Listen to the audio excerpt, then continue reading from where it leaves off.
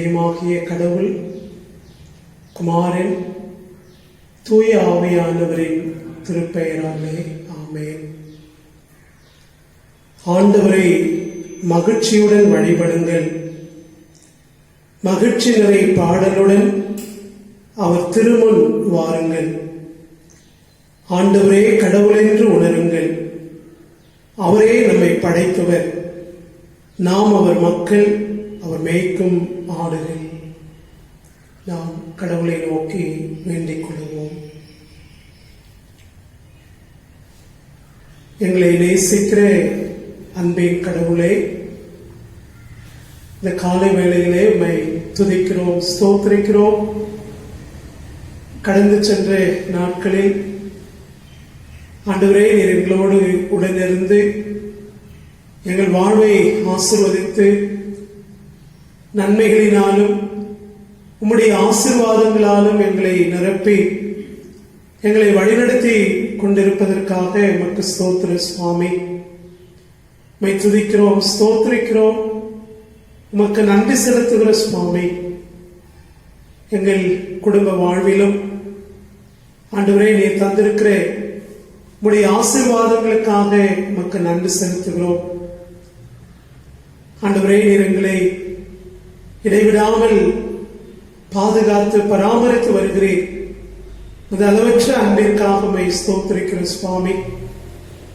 எங்களுக்கு கொடுத்திருக்கிற உடல் ஆரோக்கியத்திற்காக உமக்கு நன்றி செலுத்துகிறோம்.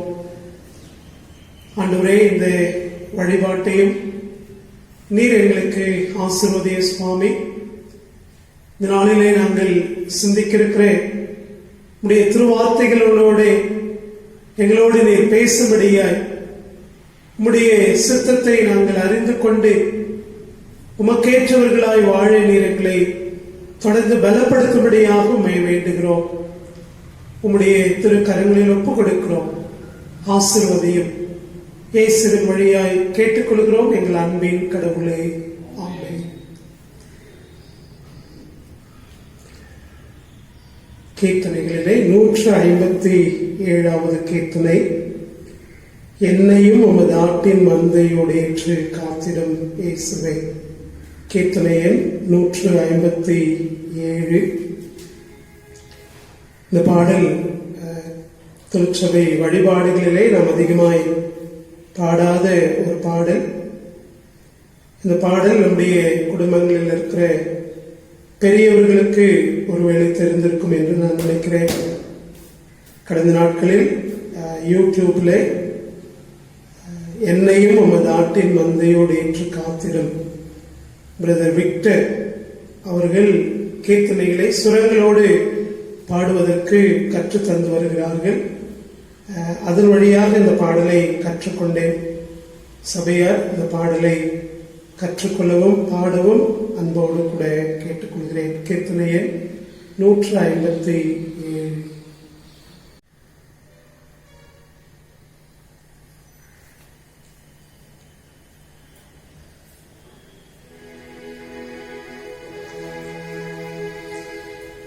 என்னையும் உமதாட்டின் மந்தையும் நேற்று காத்திடும் இயேசுவே. என்னையும் உமதாட்டின் மந்தையும் நேற்று காத்திடும் இயேசுவே. வாசலாகவே இருக்கிறேன் என வந்தவன் மனம் நொந்திடான். வெகு வாசலாக இருக்கிறேன் என வந்தவன் மனம் நொந்திடான்.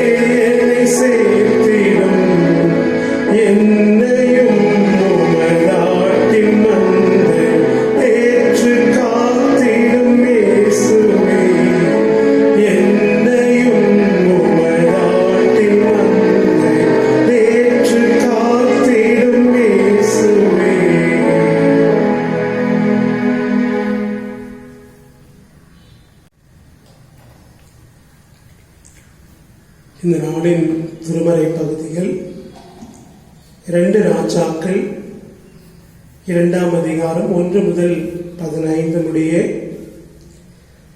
சங்கீதம் 119 33 முதல் 48 முடிய, தீத்து 2ஆம் அதிகாரம் 1 முதல் 15 முடிய, யோவான் எழுதின நற்செய்தி நூல் 3ஆம் அதிகாரம் 22 முதல் 30 முடிய. இப்பொழுது நற்செய்தி பகுதியை நாம் படிக்க கேட்போம். யோவான் எழுதின நற்செய்தி நூல் 3ஆம் அதிகாரம் 22 முதல் 30 முடிய நாம் படிக்க கேட்போம்.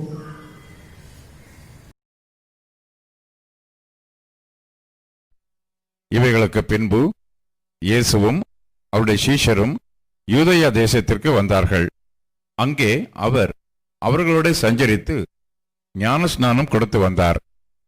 சாலீம் ஊருக்கு சமீபமான ஐனோன் என்னும் இடத்திலே தண்ணீர் மிகுதியாயிருந்தபடியினால் யோவானும் அங்கே ஞானஸ்நானம் கொடுத்து வந்தான். ஜனங்கள் அவனிடத்தில் வந்து ஞானஸ்நானம் பெற்றார்கள். அக்காலத்தில் யோவான் காவலில் வைக்கப்பட்டிருக்கவில்லை. அப்பொழுது யோவானுடைய சீஷரில் சிலருக்கும் யூதருக்கும் சுத்திகரிப்பை குறித்து வாக்குவாதம் உண்டாயிற்று. அவர்கள் யோவானிடத்தில் வந்து, ரபி, உம்முடனே கூட யோர்தானுக்கு அக்கறையில் ஒருவர் இருந்தாரே, அவரை குறித்து நீரும் சாட்சி கொடுத்தீரே, இதோ அவர் ஞானஸ்நானம் கொடுக்கிறார், எல்லாரும் அவரிடத்தில் போகிறார்கள் என்றார்கள். யோவான் பிரதியுத்தரமாக, பரலோகத்திலிருந்து ஒருவனுக்கு கொடுக்கப்பட்டால் ஒழிய அவன் ஒன்றையும் பெற்றுக்கொள்ள மாட்டான். நான் கிறிஸ்து அல்ல, அவருக்கு முன்னாக அனுப்பப்பட்டவன் என்று நான் சொன்னதற்கு நீங்களே சாட்சிகள்.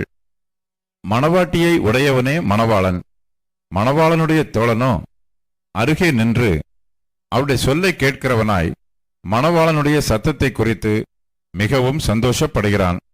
இந்த சந்தோஷம் இப்பொழுது எனக்கு சம்பூர்ணமாயிற்று. அவர் பெருகவும் நான் சிறுகவும் வேண்டும். கிறிஸ்துவில் மிகவும் அன்பானவர்களே, ஆண்டவரும் மீட்பருமாக இயேசு கிறிஸ்துவின் திருப்பெயரில் உங்கள் அனைவருக்கும் வாழ்த்துக்களையும் ஸ்தோத்திரங்களையும் அன்போடு தெரிவித்துக் கொள்கிறேன். கடவுளுடைய ஆசீர்வாதம், கிருபை, அன்பு நம்மையும் நம்முடைய பிள்ளைகளையும் நம்முடைய குடும்பத்தையும் தொடர்ந்து வழிநடத்துவதாக. இந்த நாட்களிலே இந்த வைரஸ் தொற்று நாளுக்கு நாள் அதிகரித்துக் கொண்டே வருகிறது. இந்த சூழலிலே நம்மை நாம் பாதுகாத்துக் கொள்ளவும் கவனமாயிருக்கவும் உங்களை அன்போடு கூட கேட்டுக்கொள்கிறேன். அரசாங்கம் நமக்கு திரும்ப திரும்ப சொல்லுகிற அந்த காரியங்களை நம்முடைய வாழ்க்கையிலே நாம் கடைபிடித்து நம்முடைய உடல் நலத்தை அக்கறையோடு கவனித்துக் கொள்ள திருச்சபையாரை அன்போடு கூட கேட்டுக்கொள்கிறேன். வெளியிலே செல்லுகிற பொழுது முகக்கவசம் அணிந்து செல்லவும், வீட்டிலே அடிக்கடி நாம் கைகளை சோப்பு கொண்டு கழுவும், அதன் வழியாக இந்த வைரஸ் தொற்றிலிருந்து நம்மை நாம் பாதுகாத்து கொண்டு நல்ல உடல் சுகத்தோடு இருக்க உங்களை அன்போடு கூட கேட்டுக்கொள்கிறேன். தொடர்ந்து கடவுளுடைய கிருபை நம்மை தாங்குவதாக. பேராயத்திலிருந்து ஒரு அன்பான வேண்டுகோளை நமக்கு வைத்திருக்கிறார்கள். ஆயர்களுக்கு ஊதியம் கொடுப்பதில்லை, எவ்வளவு நாள் எந்த சிரமமும் இல்லை. ஆனால் இந்த மாதத்திலேயும் வருகின்ற மாதத்திலேயும் இந்த நிலை நீடித்துக் கொண்டே இருக்குமேனால் அது கஷ்டமாக இருக்கும் என்று சொல்லி பேராயர் அவர்களும் பேராயர் பொருளர் அவர்களும் சுற்றறிக்கை அனுப்பியிருக்கிறார்கள். திருச்சபையார் இதை அன்போடு கவனத்தில் ஏற்றுக்கொண்டு உங்களுடைய மாத சொந்த உரைகளை நீங்கள் கொடுப்பீர்கள் என்று சொன்னால் அது திருச்சபைக்கு உதவியாக இருக்கும். நாம் ஆலய பணியாளருக்கு ஊதியம் கொடுக்கிறோம், மின்சார கட்டணம் கட்டுகிறோம். எனவே இந்த தேவைகளை திருச்சபையார் மனதில் வைத்து உங்களுடைய தசமபாக உரை காணிக்கைகளை நீங்கள் கொடுக்கும்படியாக அன்போடு கூட கேட்டுக்கொள்கிறேன். திருச்சபையார் அநேகர் கடந்த காலங்களிலே வந்து கொடுத்து சென்றீர்கள், அது உதவியாக இருந்தது. திருச்சபையார் உங்களுடைய ஜெபத்தையும் ஒத்துழைப்பையும் இதில் தரும்படி அன்போடு கூட கேட்டுக்கொள்கிறேன். இந்த நாளிலே நாம் சிந்திப்பதற்காக திருச்சபை நமக்கு கொடுத்திருக்கிற தியான பொருள் சான்று பகிர்தலே சீடத்துவம், டிசைபிள்ஷிப் as witness. சீடத்துவம் என்பது சான்று பகிர்தல். ஆண்டவராகிய இயேசு கிறிஸ்து சீடத்துவத்தை தம்முடைய ஊழியத்திலே அதை கற்றுக் கொடுத்திருக்கிறார் என்பதை நாம் நற்செய்தி நூல்களிலே பார்க்கிறோம். சீடர்களுக்கு கற்றுக் கொடுத்து அந்த கற்றுக் கொடுத்தலின் வழியாக அவர்கள் சீடத்துவத்தை புரிந்து கொள்ளவும் ஆண்டவர் அழைக்கிறார் என்பதை நாம் பார்க்கிறோம். ஒருவன் என்னை பின்பற்ற விரும்பினான், அவன் தன்னைத்தான் வெறுத்து தன் சிலுவையை எடுத்துக்கொண்டு என்னை பின்பற்ற கடவன். சீஷத்துவம் என்பது நம்முடைய தெரிந்து கொள்ளுதலிலேயே கடவுள் அதை விரும்புகிறார் என்பதை நாம் உணர்ந்து கொள்ள அழைக்கப்படுகிறோம். சீஷத்துவம் என்பது ஒரு அழைப்பாகவே நாம் அதை புரிந்து கொள்ள ஆண்டவர் நம்மை அழைக்கின்றார். உலகத்திலே பொது நிலையிலே நாம் இதை மிக அதிகமாக பார்க்கிறோம். கொள்கை சார்ந்து ஏற்றுக்கொண்டு அந்த கொள்கைக்காக வாழ்வது, அந்த கொள்கையை கடைபிடிப்பது, அது அரசியலிலும் நாம் பார்க்கிறோம், பிற வாழ்வு முறைகளிலும் நாம் பார்க்கிறோம்.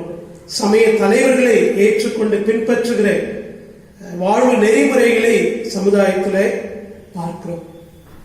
நான் கிறிஸ்தவர்களாகிய நாம் ஆண்டவர் நம்மை அழைத்திருக்கிறார், கடவுள் நம்மை தெரிந்து கொண்டிருக்கிறார். நாம் அவரை ஏற்றுக்கொண்டு அவரை பின்பற்றி அவருடைய பிள்ளைகளாக வாழ்ந்து அவர்களை கடவுளை மகிமைப்படுத்த வேண்டும், நம்முடைய வாழ்வின் வழியாக கடவுளை மகிமைப்படுத்த வேண்டும் என்பது கடவுளுடைய விருப்பம் என்பதை நாம் உணர்ந்து கொண்டு நாம் நம்முடைய வாழ்க்கையில ஆண்டவருக்கு சீடர்களாக இருக்க ஆண்டவர் நம்மை அழைத்திருக்கிறார். அதை தான் இந்த நாளிலே நாம் சிந்திக்கும்படியாக நமக்கு திருச்சபை அழைப்பு தந்திருக்கிறது.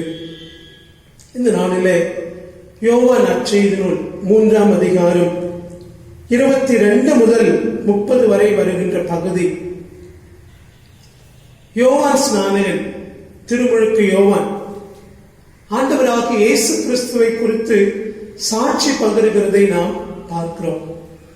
இந்த திருமறை பகுதியிலே தான் இயேசு கிறிஸ்து திருமுழுக்கு கொடுத்ததாக நாம் பார்க்கின்றோம். ஆனால் 4ஆம் அதிகாரம் 3வது வசனத்திலே நாம் பார்க்கிறோம், திருமுழுக்கு கொடுத்தவர் இயேசு அல்ல, அவருடைய சீடர்களே திருமுழுக்கு கொடுத்தார்கள் என்று 4ஆம் அதிகாரத்திலே பார்க்கிறோம்.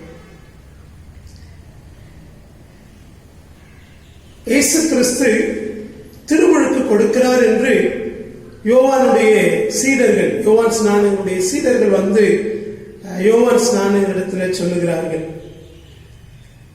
யோர்தான் நதிக்கரையிலே உம்மோடு கூட இருந்தவர், நீர் யாரை குறித்து சாட்சி கொடுத்தீரோ அவர் திருமுழுக்கு கொடுக்கிறார், அவரிடத்திலே ஏராளமான பேர் சென்று கொண்டிருக்கிறார்கள். அப்பொழுது அவர்களுக்கு மறுமொழியாக திருமுழுக்கு யோவான் மிக அழகாக 4 அழகான சிந்தனைகளை 27வது வசனம் தொடங்கி 30வது வசனம் வரைக்கும் வருகிற பகுதியில சொல்லுகிறார். முதலாவது, விண்ணிலிருந்து அதிகாரம் கொடுக்கப்பட்டிருக்கிறது. இரண்டாவது, நான் மெசியாவல்ல, நான் அனுப்பப்பட்டவன். மூன்றாவது, மணமகனின் தோழன் அருகிலிருந்து அவர் பேசுகிறதை கேட்கிறதன் வழியாக மகிழ்ச்சி அடைகிறார். அந்த மகிழ்ச்சி எனக்கு நிறைவாக பெற்றுக் கொண்டிருக்கிறேன் என்று அவர் சொல்லுகிறார். நான்காவதாக, அவர் பெருக வேண்டும், நான் சிறுக வேண்டும். யோவான் ஸ்நானகன் இயேசு கிறிஸ்துவை குறித்து சாட்சி பகிர்கிற திருமறை பகுதியை இன்றைக்கு நாம் தியானிக்க திருச்சபை நமக்கு கொடுத்திருக்கிறது. யோவான் ஸ்நானகன் யோவான் 1 அதிகாரம் 19 தொடங்கி வருகிற பகுதி 15 முதல், யோவான் 1 அதிகாரம் 15 முதல் வருகின்ற பகுதியிலும் யோவான் ஸ்நானகன் இயேசு கிறிஸ்துவை குறித்து சாட்சி பகிர்கிறார். அந்த திருமறை பகுதிகளை நாம் படிப்போம் என்று சொன்னார். முதலாவது 17வது வசனத்திலே நாம் பார்க்கிறோம், மோசேயின் வழியாக நியாயப்பிரமாணம் கொடுக்கப்பட்டது, கிறிஸ்துவின் வழியாக கிருபையும் சத்தியமும் வெளிப்பட்டிருக்கிறது. இயேசு கிறிஸ்துவை குறித்து மிக அழகாக சாட்சி கொடுக்கிறதை நாம் பார்க்க முடியும்.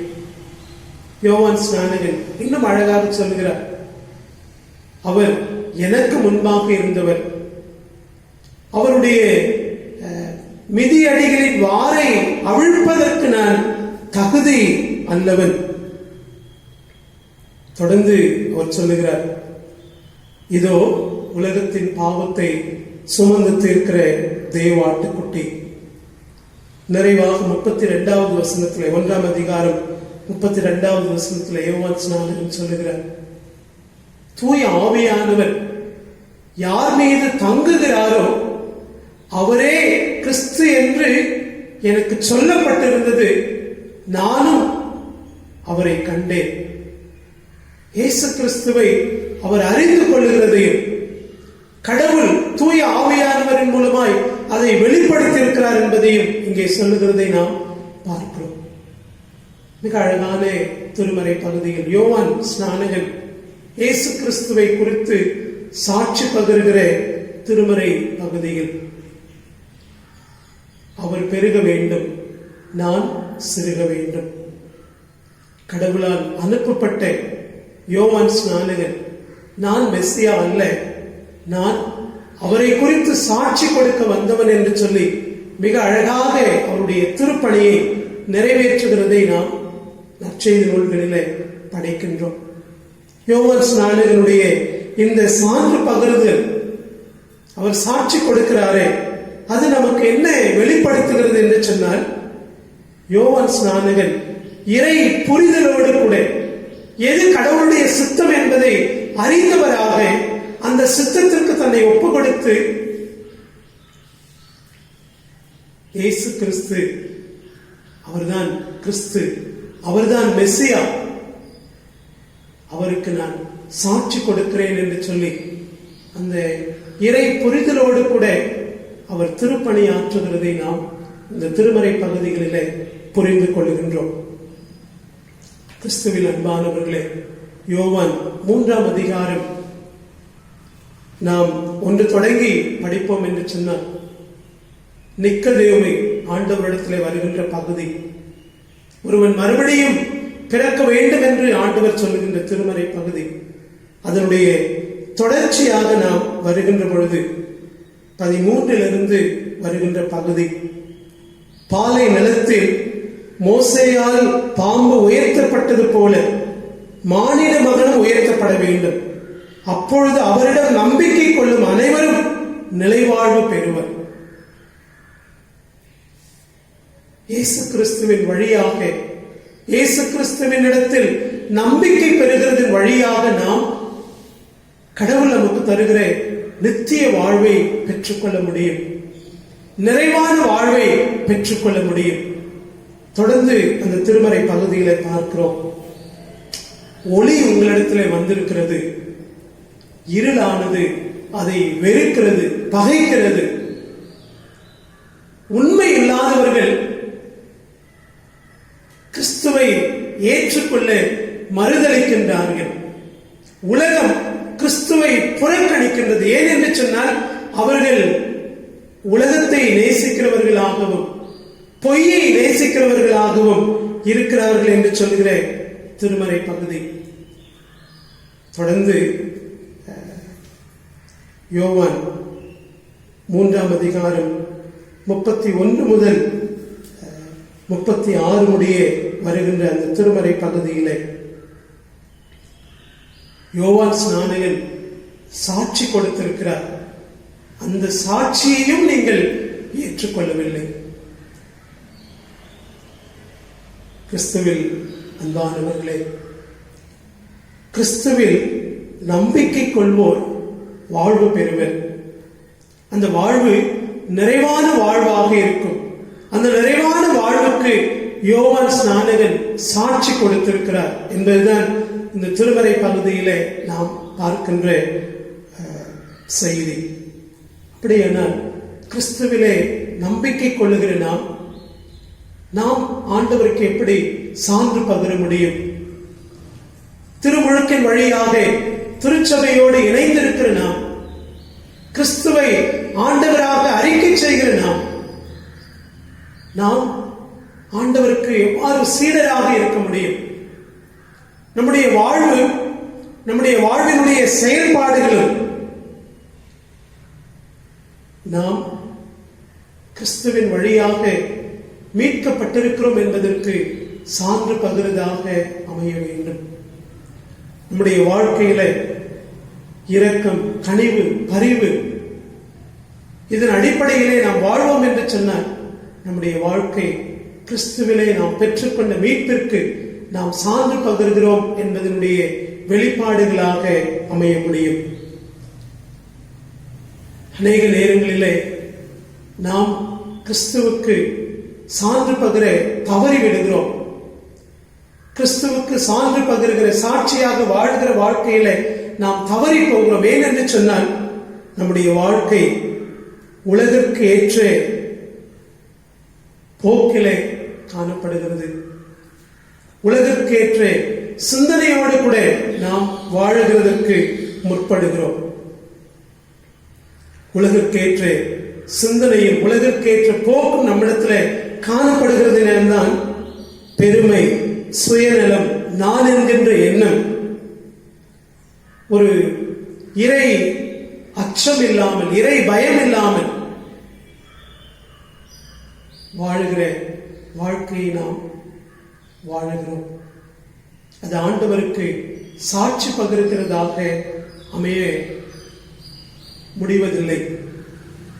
கிறிஸ்துவில் அன்பானவர்களே, ஆண்டவர் நம்மை தெரிந்து கொண்டிருக்கிறார். நம்முடைய தெரிந்து கொள்ளுதலிலேயே நாம் சீடர்களாக வாழ வேண்டும் என்கின்ற அழைப்பை கடவுள் நமக்கு கொடுத்திருக்கிறார். அந்த அழைப்பிலே நாம் உறுதியோடு நிலை நிற்க வேண்டும் என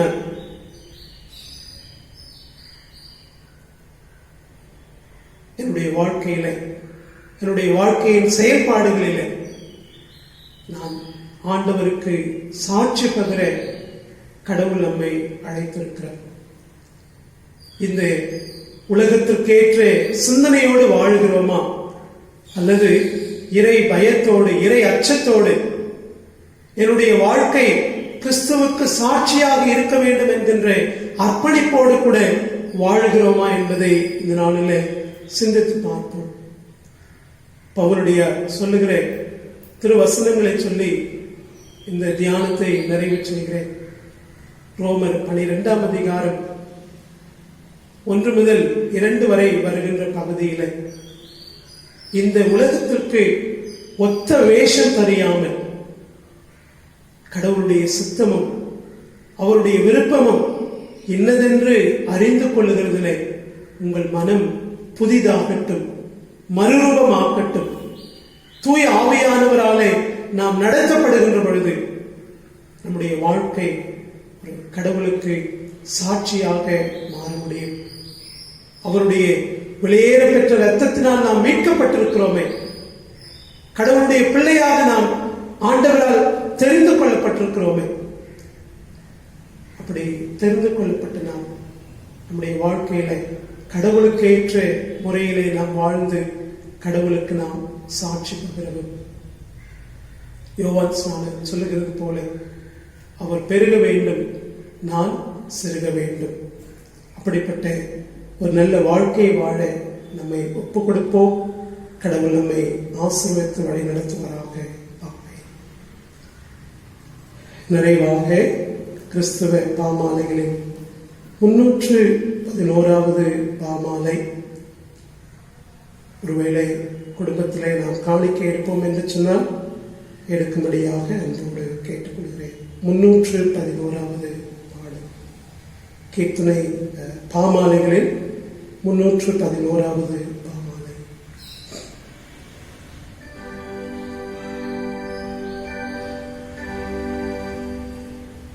சிலுவை சுமந்தோ நாக இயேசு உம்மை பற்றுவே,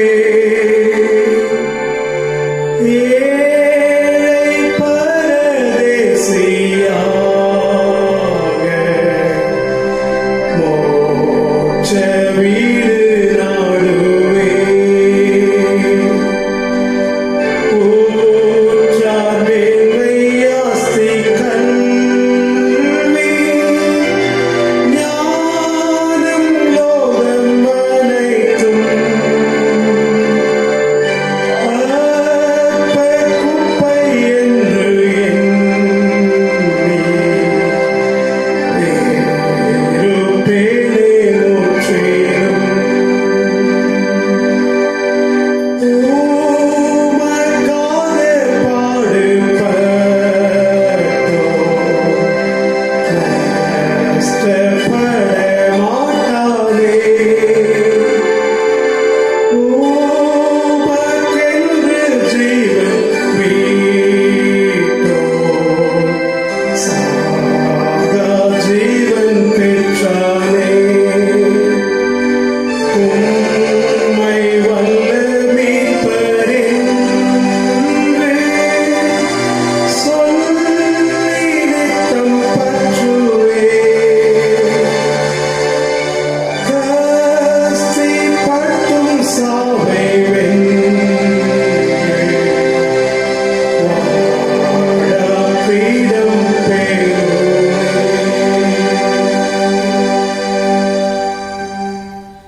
ஜெபம் செய்வோம். எங்களை வழுவாதபடி பாதுகாத்து பராமரித்து வருகிற எங்கள் அன்பின் கடவுளை உம்மை நன்றியோடு நாங்கள் துதிக்கிறோம், ஸ்தோத்திரிக்கிறோம். கிறிஸ்து இயேசுவின் வழியாக எங்களை உம்முடைய பிள்ளைகளாக நீர் ஏற்றுக்கொண்டீரே. ஆண்டவரே, எங்களை உம்முடைய பிள்ளைகளாக உம்முடைய சித்தத்தின்படி அழைத்திருக்கிறீரே சுவாமி. உம்மை நாங்கள் அறிந்து கொள்ளவும் உமக்கு உகந்தவர்களாய் இந்த உலகத்திலே வாழவும் எங்களுக்கு அருள் தாரும். என்னை பின்பற்றுங்கள் என்று அன்போடு அழைத்தீரே. இந்த உலகத்திலே ஆண்டவரே நிறைய காரியங்கள் இருக்கலாம். எங்களை ஆண்டவரே தவறு செய்யவும் விழச் செய்யவும் அநேக காரியங்கள் இருக்கலாம் சுவாமி.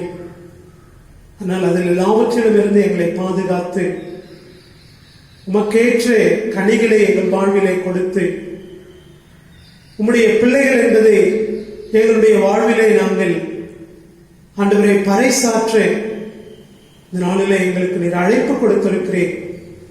அதை நாங்கள் ஏற்றுக்கொள்ள உம்முடைய அழைப்பின் சத்தத்தை நாங்கள் கேட்டு உமக்கென்று ஒப்புக் கொடுக்க எங்களுக்கு அருள் தாரும். அதிலே நாங்கள் நிலைத்திருக்க எங்களுக்கு நீர் கிருபை தாரும் சுவாமி. எங்களுடைய முன்னோர்கள் எல்லாம் ஆண்டவரே உமக்கு சாட்சியாக வாழ்ந்து உம்முடைய சமூகத்திலே வந்திருக்கிறார்கள். நாங்களும் உம்மை விட்டு விலகி போகாமல் உம்முடைய விசுவாசத்திலே நிலைத்திருந்து உமக்கேற்ற கனிகளை கொடுக்க நீரே எங்களை பலப்படுத்தும். ஆண்டவரே, இந்த காலங்களில் நாங்கள் எல்லாரும் எங்களுடைய இல்லங்களிலேயே தங்கியிருக்கிற சுவாமி. ஆண்டவரே, உம்முடைய கிருபை எங்களை தொடர்ந்து தாங்க வேண்டும் என்று சொல்லிக்கிறோம். எல்லா விதமான ஆபத்துக்களுக்கும் எங்களை விலக்கி பாதுகாத்துக் கொள்ளுங்க சுவாமி. பிள்ளைகளோடு நீர் கூட இருந்தருளும் ஆண்டவரே. ஒவ்வொரு குடும்பத்தையும் உம்முடைய அன்பின் கரங்களால் ஆசீர்வதிய சுவாமி. அவருடைய குறைவுகள் ஆண்டவரே, சுகவீனங்கள் எல்லாவற்றையும் மாற்றும். உம்முடைய சந்தோஷத்தை, சமாதானத்தை ஒவ்வொருடைய குடும்பத்தினுடைய நிறைவாய் தரும்படியாய் சுபிக்கிறோம். உணவுக்காக கஷ்டப்படுகிறவர்கள் இருப்பார்களே, நான் தெய்வங்களால் தாங்கி வழிநடத்த வேண்டும் என்று மன்றாடுகிற சுவாமி. ஆண்டவரே, வயது முதிர்ந்த பெரியவர்களையும் அருமையான குழந்தைகளையும் உம்முடைய கரத்தில் ஒப்புக் கொடுக்கிறோம். எல்லாரையும் உம்முடைய கிருபையினாலும் திருக்கரத்தினாலும் தாங்கிக் கொள்ளுங்க சுவாமி.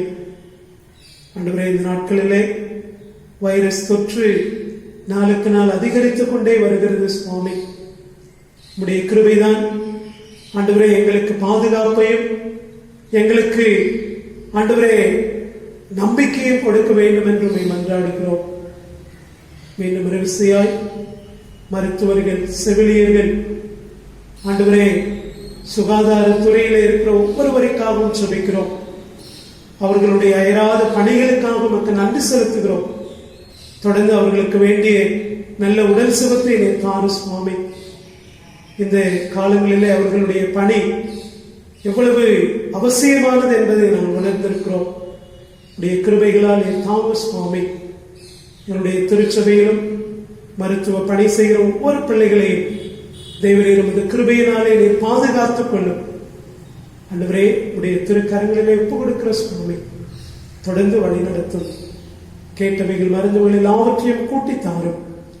வருகின்ற வாரத்தில் தங்களுடைய பிறந்த நாளை, திருமண நாளை காண்கிற உமது அடியார்களை நீர் ஆசீர்வதியும். எல்லா துதியும் கனமும் மகிமையும் மக்கே செலுத்துகிறோம். மீட்பர் இயேசுவின் வழியாய் கேட்டுக்கொள்கிறோம் எங்கள் அன்பு நிறைந்த கடவுளே. என் ஆத்மாவே கர்த்தரை ஸ்தோத்திரி, என் முழுவலுமே அவருடைய பரிசுத்த நாமத்தை ஸ்தோத்திரி. என் ஆத்மாவே கர்த்தரை ஸ்தோத்திரி, அவர் செய்த சகல உபகாரங்களையும் மறவாதே. நம்முடைய ஆண்டவராகிய இயேசு கிறிஸ்துவினுடைய கிருபையும் பிதாவாகிய கடவுளின் அன்பும் பரிசுத்த ஆவியானவருடைய ஆசீர்வாதமும் பாதுகாப்பும் பராமரிப்பும் உங்கள் அனைவரோடும் எப்பொழுதும் தங்கியிருப்பதாக. ஆமென்.